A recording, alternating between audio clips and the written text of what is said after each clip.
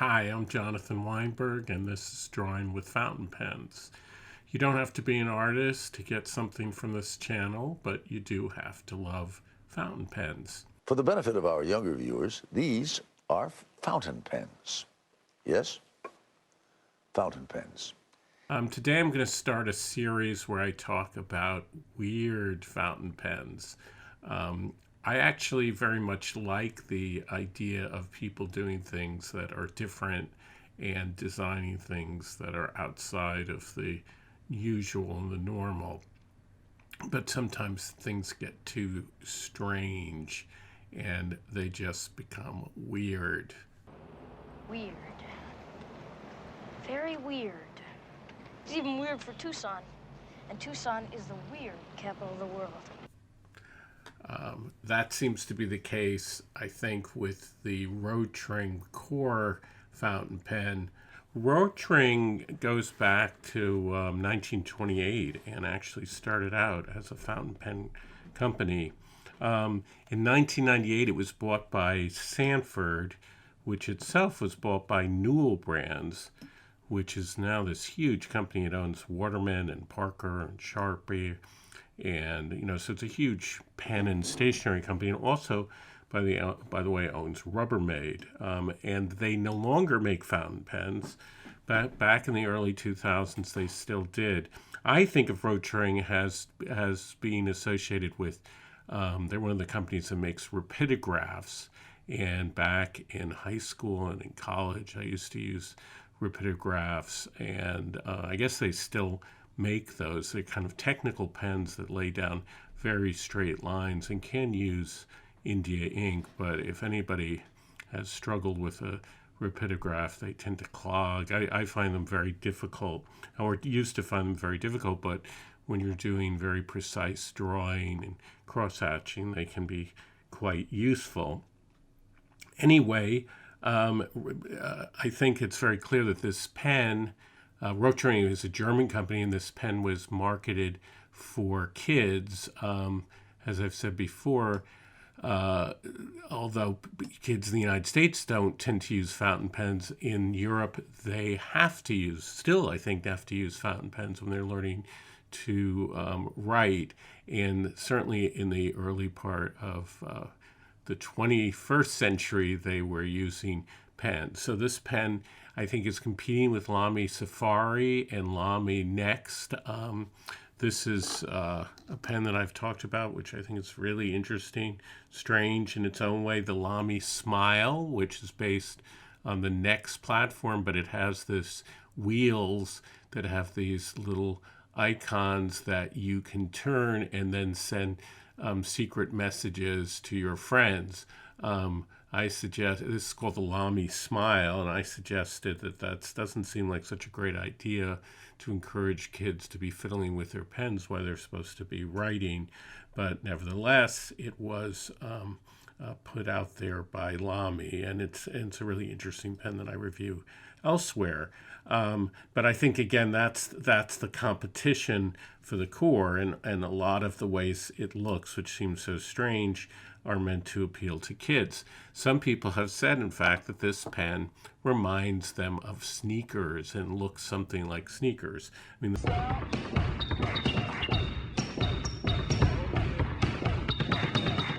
the strangest part of the design is the huge cap, which I guess in its clip reminds one, of course, of the Safari clip. And so I think they're emulating that, almost doing it bigger. It does, one thing that's nice about the pen is that it has a satisfying opening and closing. It clicks very securely. You'll notice the red ring. Rotring actually means red ring. And so Rotring pens all seem to have, I think all of them have a red ring. Maybe that's not true, but many of them do, most of them do.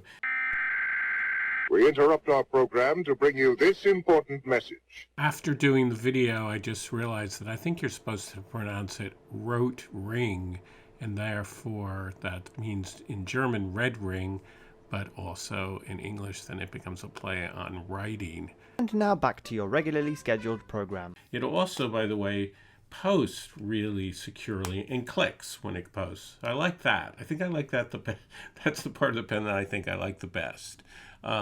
When it is open, you can see that it looks like a spaceship, really, or like a rocket ship. I think that was the other thing that they were going for, that they wanted it to look like. So it looks like sneakers.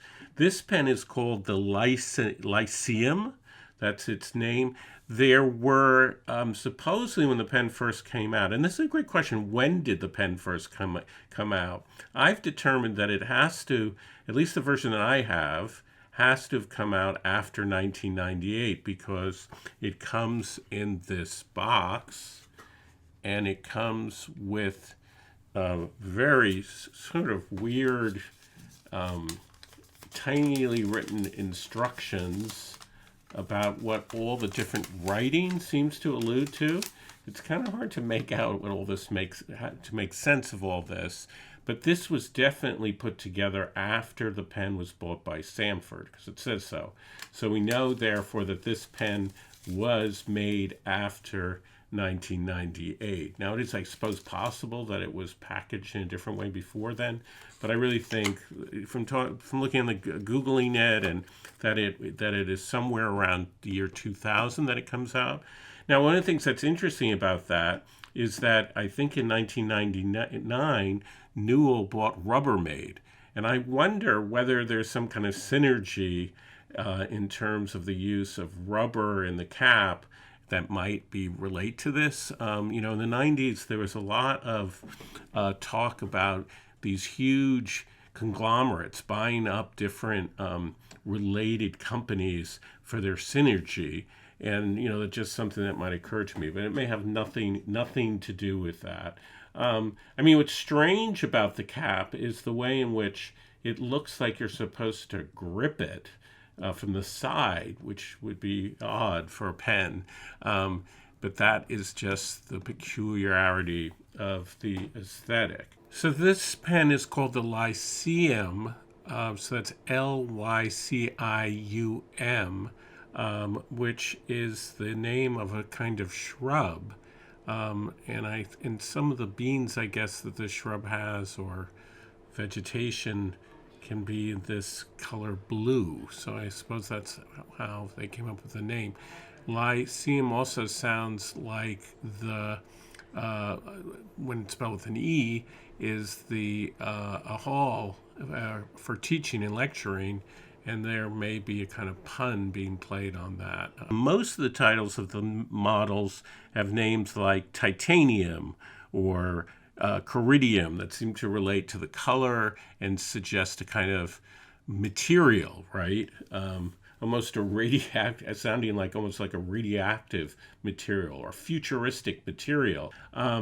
It's interesting that this particular model with the light blue cap seems to be very available and affordable, and it has new pens. Now, even though the pen was made over 20 years ago, this seems very available, and I wonder whether somebody found in a warehouse somewhere, hundreds and hundreds of these, and suddenly started putting them out into the market, because the other colors are much rarer to find, and that's sort of why I have this one. I particularly like there's a red version of it that looks extremely cool, right?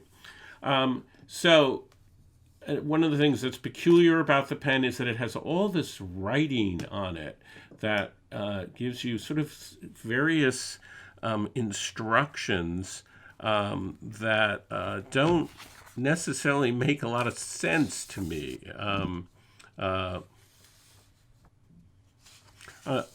It says on the top of the barrel, for example, here it says something about writing on.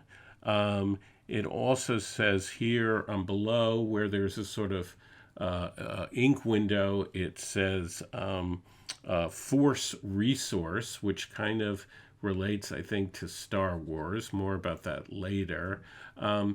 There is this invention in the pen that is interesting. So if you open the pen up, you see that it can use both a standard kind of converter. Mine came with a converter, or it uses cartridges. But you see these little orange clips. And when you turn the pen in a certain way, the barrel, that actually squeezes on a cartridge and supposedly makes it so that the last drop of the cartridge can be used. And it also makes it very secure, so the pen can't come apart. And I think you could argue too that the rubberized huge cap protects the pen. And if a young person has this pen in their backpack or in their pocket, it's very, very well protected. The strangest thing I think about the pen is the section, however. It has this kind of saddle section, which in some ways relates, I suppose, to the Safari in that it directs where your hands have to hold the pen. But it goes down in a way that is peculiar, particularly in the way in which the nib is high. And I find this very uncomfortable, but other people on the web say they like it. It seems to be geared towards kids because Rotring also made a pen just for kids, and it has the same what we call the saddleback section. So that is, I think, a very interesting but peculiar aspect of the pen. They designed a completely original nib for this too, that has a kind of almost dome-like look to it. It reminds one of a mosque almost, and that's kind of interesting. It has two kinds of nibs on it. It has XS and XL, right, as if it were a T-shirt. The XL nib, which you would think would be a broad, actually is much more like a medium or even a fine. And I don't have the XS, but I assume that that's like an extra fine. So that's strange too. And then another strange thing is what looks like an ink window right down here on both sides. The thing that's strange about that is that it's way too low. So when you look through it, either you look at the converter and you just see the wheel of the converter, or if there was a long ink cartridge, it can take a long ink cartridge, you would probably just see the end of the ink cartridge. You wouldn't know if it had ink in it or not. So that's just there, I guess, for the looks of it, or I don't really understand that, why they wouldn't put the ink window where most other pen designers would, further up in the pen. So that's another weird aspect of the pen. Something I like about the pen is, this clip is attached with this screw-on metal element with this Allen wrench hole here. It looks to me like maybe there was an idea that you could attach a levelier to this, maybe. I don't know if that actually functions in any other way than just to, you could unscrew the top. And then there are these peculiar elements on it that signal something or other. I'm not quite sure what they mean, but maybe that's supposed to be left up to the imagination. I mentioned sneakers has an inspiration for the way this pen looks, but I actually think the thing that they really were thinking about is the Star Wars lightsaber. And if you compare this to sort of the handles of Star Wars lightsaber toys, I think that's probably what they have in mind.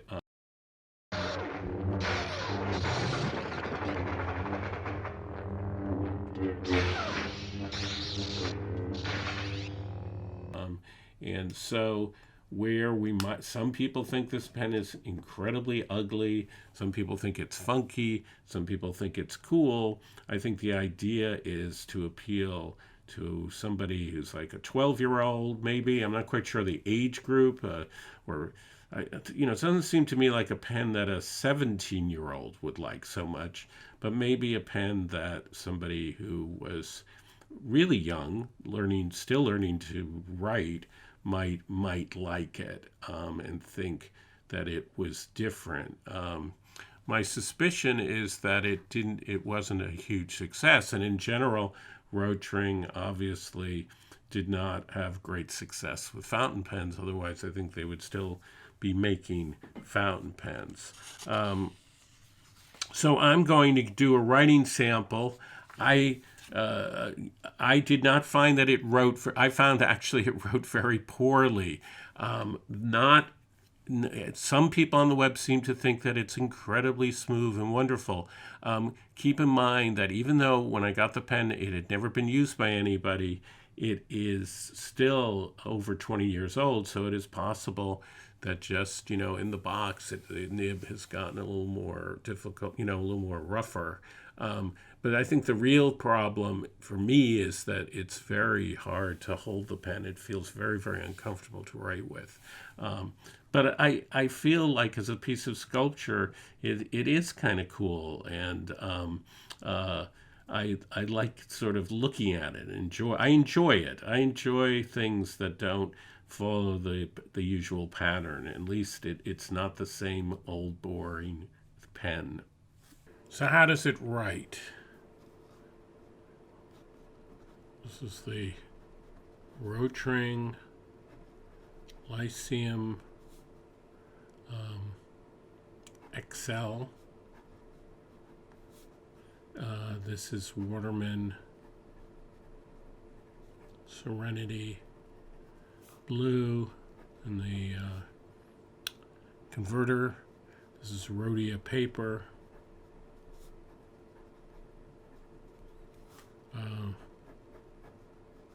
Interestingly, there is a little bit of a line variation on this nib, depending on which way you go. It's a little thinner this way than it is this way.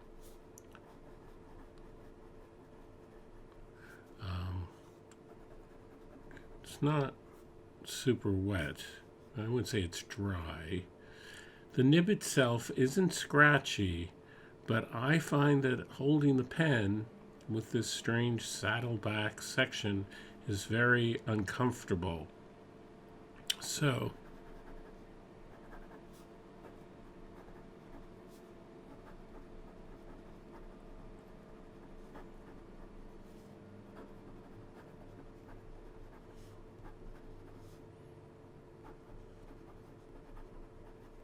it almost writes for me like a ballpoint pen.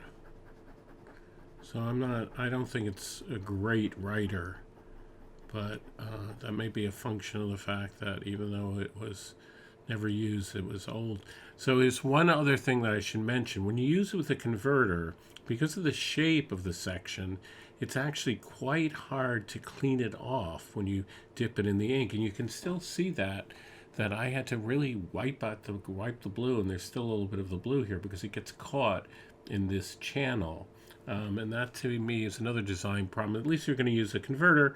But again, since it's focused on kids, it was designed for kids, I think in their head that it was really only going to be used with cartridges, or for the most part. So they weren't thinking or worrying about that. But I think that's another problem with the design. Okay, thank you. Please subscribe if this video has been useful.